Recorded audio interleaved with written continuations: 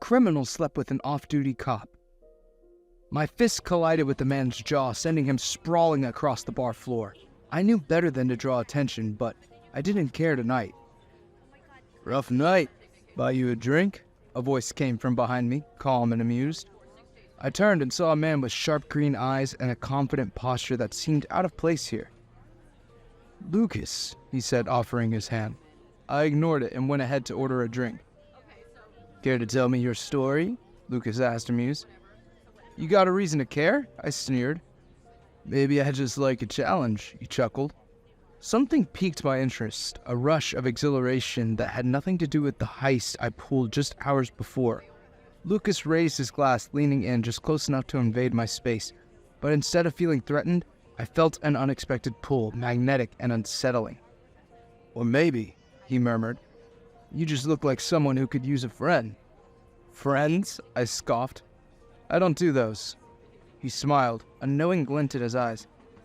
"You might think that, but something tells me otherwise." "Oh yeah?" I shot back. "You're a mind reader now." He chuckled softly. "Something like that." I narrowed my eyes, intrigued despite myself. "All right then, what's your story?" His playful expression faded, replaced by something somber. "Nothing special, just running. From work, from life, maybe everything." "Isn't everyone?" I said, giving a sad smile. Lucas watched me, his gaze unflinching, as if he could see straight through me. Normally, I'd have thrown some snark comment back his way and walked out, but curiosity and something else held me in place, and before I knew it, I was drawn in, deeper and deeper. He leaned in closer, his cheek grazing mine, his voice a low murmur. "Want to find an empty room?" I jolted back, caught off guard. What the hell was he playing at? Yet, despite myself, my eyes lingered on his lips, irritated at my own reaction. I gave a reluctant nod, feeling a mix of defiance and curiosity as we locked eyes.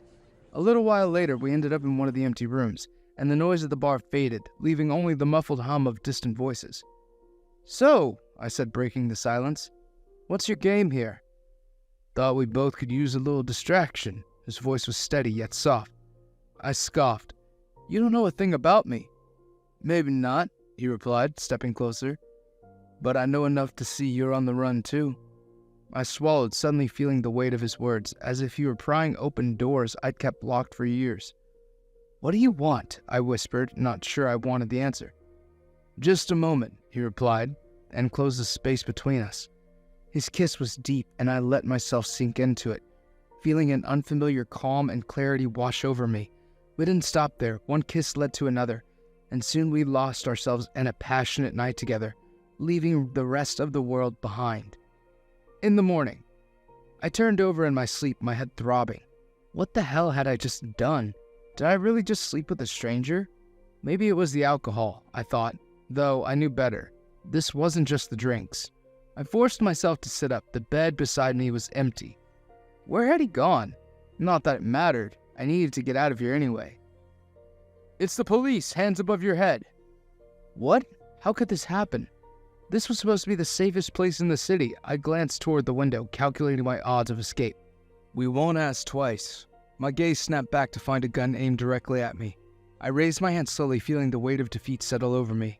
There was no point in resisting. They'd shoot before I could even make a move. A familiar face stepped forward, his expression dark and unforgiving. "You con, how dare you fool me?" Lucas's voice cut through the air, sharp and furious. I stared at him, disbelief and betrayal churning inside me, along with something I didn't recognize. "You're the con, not me," I shot back, anger flaring. "You never told me you were a cop."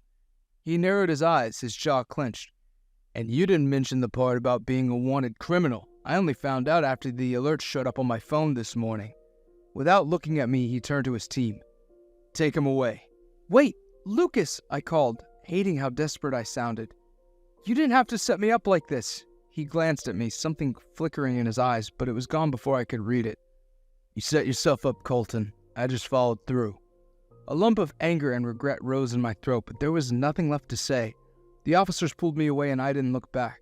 A few days later, everything happened in a blur after that. I was dragged through the courts, facing charges for the jewelry heist. Since I was the only accomplice, they offered me a chance at parole if I kept my nose clean. But Brewing trouble no longer interested me. The sting of Lucas's betrayal lingered, and with it came a realization I fought to ignore. I had feelings for him.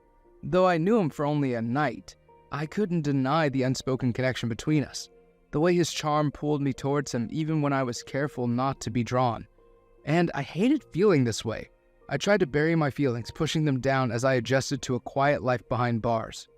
A week later, the first thing I did after stepping out of prison was take a deep breath. The open air hit differently, filling me with a sense of freedom I'd almost forgotten. I knew I had to stay on my best behavior from now on. My feelings for Lucas lingered, but I pushed them aside. All I wanted now was a quiet, uncomplicated life. An officer nudged me, nodding towards someone approaching. "Here comes your parole supervisor. Behave yourself," he muttered, giving me a shove. I turned and my stomach dropped. Walking toward me in full uniform was Lucas. I stared at him, barely able to process it. Out of all people, it had to be Lucas. As soon as the officer left us alone, I couldn't hold back. "I thought you detested me, so what are you doing here?" He folded his arms, his jaw tight. "I don't want to be here any more than you do. It's my job to supervise you, not my choice." I scoffed. "Didn't take you for someone who just follow orders. Guess you're good at deceiving people when it suits you." He gave a hard sigh, shaking his head. "Let's not drag this out. We're stuck together whether we like it or not." I crossed my arms, feeling the anger bubble up. "You know, for someone so keen on following the rules, you didn't seem to mind breaking a few that night." A flicker of something passed over his face, but he quickly masked it with a cold stare. "Don't read too much into it. That was a mistake." "Right," I muttered, a bitter edge in my voice. "A mistake you seem to keep running into." He clenched his jaw, frustration slipping through his composed facade. "This isn't personal. Keep your head down, stay out of trouble, and maybe, just maybe, you'll finish your parole without complications." "Oh, I plan to. Just don't get in my way," I shot back. The next day, I'd been assigned work as a warehouse employee. The job was structured and kept me busy, minimizing any chance of finding trouble. They'd even offered me a small rented house. Maybe this wouldn't be so bad. I arrived early on my first day, spending nearly half of it loading and unloading packages. But in the afternoon, I got an unexpected visit from Lucas. "Everything going well? No trouble, I hope?" he asked, a hint of concern in his voice. "Yes, everything's perfect. You don't need to worry," I replied, sarcasm dripping from my words. "No need to act smug. I'm just doing my duty." I scoffed. "Right, your duty." As I turned away from him, I heard an exasperated sigh escape his lips. "You don't have to be so difficult. We should try to get along during this period." "No need. I'm not looking to have my feelings trampled again," I shot back, ignoring him as I focused on the work. The next evening, "I'll be visiting you today." I received a text from Lucas. "Why?" I replied, my curiosity piqued.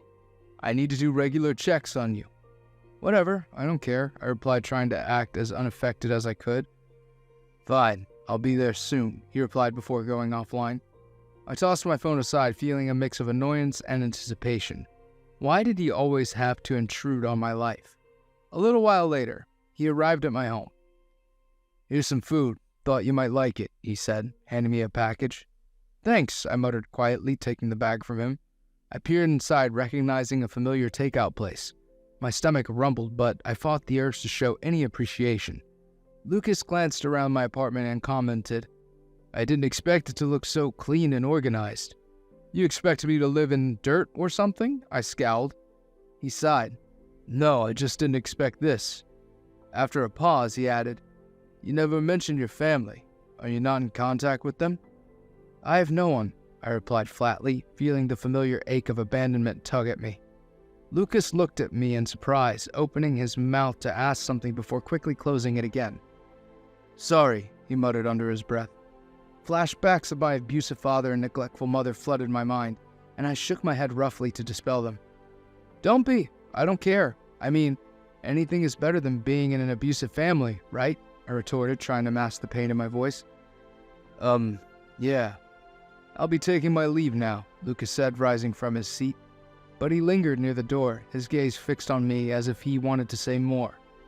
2 days later, after finishing my work for the day, I took a detour on my way home.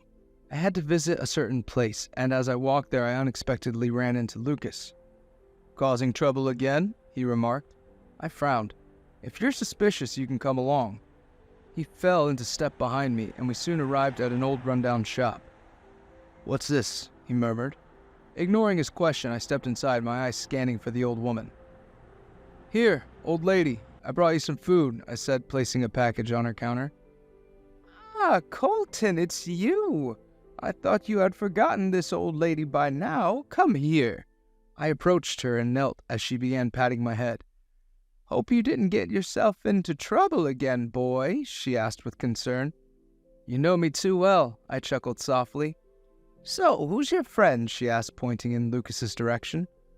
"Just a friend from work," I lied. She patted my cheek. "You must be doing well if you've made friends now. You've lived alone for too long." "Yeah, something like that," I mumbled. "I must take my leave now," I added, giving her a small hug. "Sure, take care, boy," she replied warmly. I walked out in silence, Lucas trailing behind me. After a while, he broke the quiet. "Who was that?" he asked softly. "Just someone from my past," I replied, keeping it vague. "Huh?" "Explain," he pressed, curiosity evident in his tone. I sighed, knowing I had to share something. When I was young and living on the streets, I often resorted to stealing food or money to get by. One day she caught me in the act, but instead of calling the police, she started giving me food and other essentials for free. I paused, recalling the warmth of her kindness. She was one of the few people who showed me compassion back then. I noticed a look of surprise in Lucas's eyes along with something else. Perhaps a hint of kindness. "Sorry to hear that. I didn't realize you had such a rough life," he said softly. "Don't be. It doesn't matter to me," I replied nonchalantly. After a while, we reached my home, and Lucas, who had been quiet the entire way, finally broke his silence. "You're not as bad as I thought," he said, a smile tugging at his lips. I chuckled. "You getting soft on me?" "Maybe," he replied, a hint of embarrassment creeping into his voice. I stared at him in surprise. What happened to the cold-hearted, law-abiding man I once knew? The memory of the night we first met flooded back and my heart ached. "I have to report to work early tomorrow," I said, hoping to send him away quickly. "Yeah, sorry, I'll take my leave," he mumbled, holding my gaze for a moment before turning to leave. The next morning, I received a text from Lucas during my work hours. "How's work?" he asked. "It's fine. You need something?" "Not really. Care to grab a few drinks with me this evening?" His text came surprising me a bit. "Why, feeling lonely?" I joked. "Maybe. Say yes?" I stared at the text in surprise. Why did Lucas want to meet me so bad? "Sure, the drinks are on you." Haha, fine. Did Lucas really just want to meet me? Why was I going soft on him after everything he'd done? I shook my head frustrated. My feelings were a complete mess. That evening, I arrived at the bar Lucas had sent me the address for. It didn't look as shady as the last place we'd met. Spotting Lucas sitting in a corner, I decided to play a little trick. "Waiting for someone?" I asked, slipping into the seat next to him. "Yeah, a friend," he replied, pausing for a moment before his eyes widened in surprise. "Here you are," he beamed at me. I shrugged, trying to play it cool. "What can I say? Free drinks are hard to resist." He laughed. "Well, I hope you're thirsty because I already ordered us a round of shots." "Wow, someone's being generous tonight," I remarked. "Not really, just trying to make up for the last time we met," he replied, his tone turning serious. "You don't have to. Let's leave it in the past," I said, trying to keep the tone light. "No, I want us to have a fresh start," he said sincerely. I looked at him, searching for any sign of deception, but I only found sincerity, making my heart race. "Why?" I asked curiously. "Because," he said softly, "I want to know you better." My chest tightened. This wasn't how I'd expect the night to go. "To new beginnings?" he asked, raising his glass. "To new beginnings," I said after hesitating for a moment. "So, what were you running away from that night?" I asked with genuine interest. "Just complications of my job. Sometimes I wonder if I'm doing the right thing," he replied. "Well, you're doing one thing right today by giving away free drinks," I said with a soft chuckle. "Well, I plan to make things right from now on," he said sincerely, leaning in closer. My breath hitches as our lips almost touch each other's, the anticipation crackling in the air between us. I felt the same rush of exhilaration that had swept over me that night when everything had changed. With a sudden burst of courage, I leap in and place a soft kiss on his lips. For a heartbeat, I'm lost in the sensation, the sweetness of it washing over me like a wave. but reality crashes back as I pull away. I shouldn't have done that. Why not? Lucas asked softly. Because you're my parole officer and I don't want to get hurt again. He looks at me with a serious expression, reaching out to touch my face. I'm not here to hurt you again, please. Trust me, he begged. I feel the weight of his words, the sincerity behind them, yet hesitate to trust him again. Give me time, Lucas. I'm not ready for this, even if you are, I said sincerely. Fine. Take all the time you need, but I hope you can forgive me. I was just carrying out my duty. I nodded and bid him goodbye, leaving him alone with the drinks. A week later, I pace around my home anxiously, unsettled by the silence that has stretched for a week. I wonder if Lucas is still upset with me. How could he expect me to forgive him so quickly? With a sigh, I pull out my phone to text him. Suddenly, there's a knock on the door.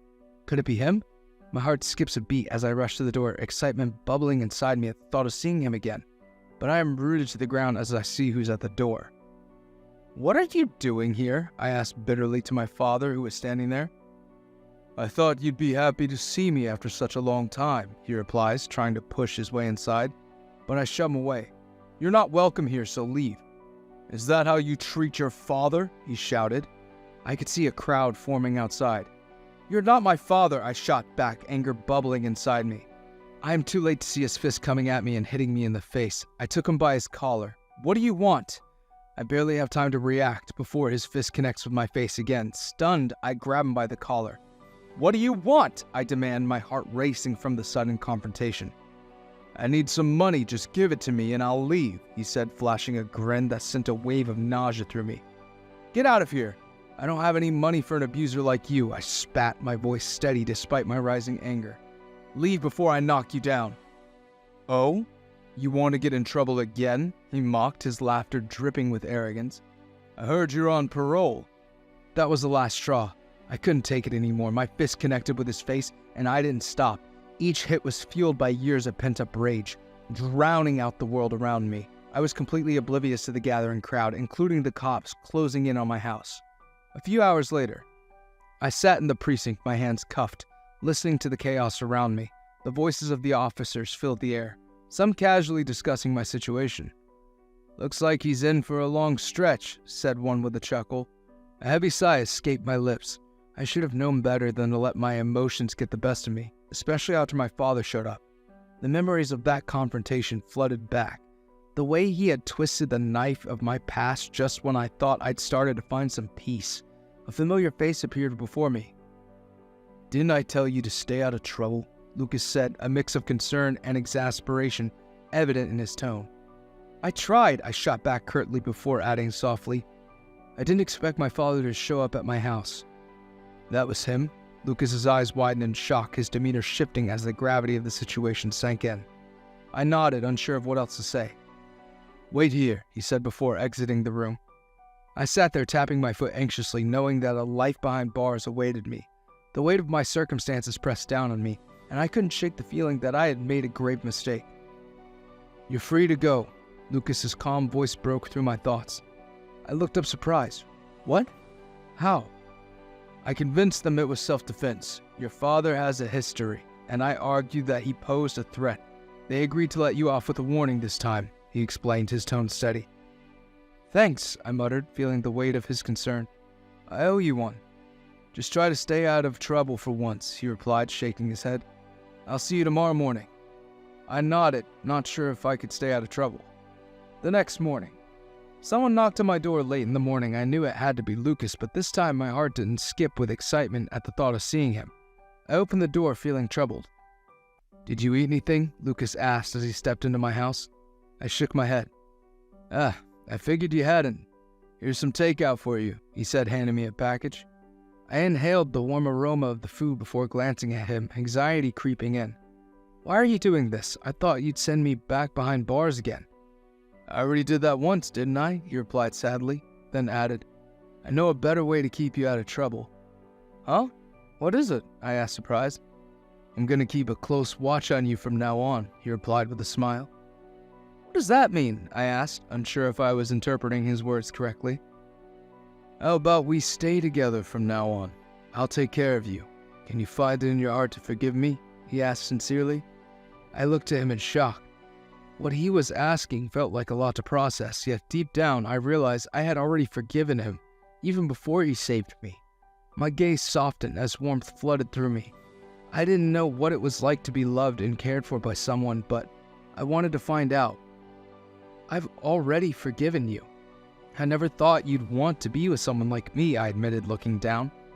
Lucas gently lifted my chin, forcing me to meet his gaze. Colton, you're being too hard on yourself. I'm sorry for the past, but I can't change it. Nor can I change what I did, but I promise you, I will always be on your side in the future. Hearing my name on his lips felt comforting, so I rested my head against his chest for a moment. Then I looked up and said, Lucas, I want to be with you too. Please stay with me. His eyes lit up with happiness as he leaned down to kiss me slowly and softly, a stark contrast to the passionate kiss we had shared the other night. Afterward, I nestled comfortably in his arms, feeling a sense of security I had longed for. I knew that I now had someone to lean on and fall back into, just as he did with me. Conclusion. I worked hard to change my ways after that day, and Lucas helped me secure a well-paying job as a cashier. Before long, we started living together in his house. Although our relationship was mostly a secret due to his complicated position, he let a few close friends know about us. Lucas was doing better at work too. He no longer lost his mind over complicated cases. This change was partly because of me, but also because he had finally found peace amid the chaos in his mind. My father was sentenced to a long time behind bars for assault and other charges, while I had managed to stay out of trouble all this time. I knew that I now had someone who would always catch me if I fell. The end. Do you think Lucas did the right thing by saving Colton? Thanks for watching. Consider subscribing to become part of our Rainbow Force. And stay wholesome.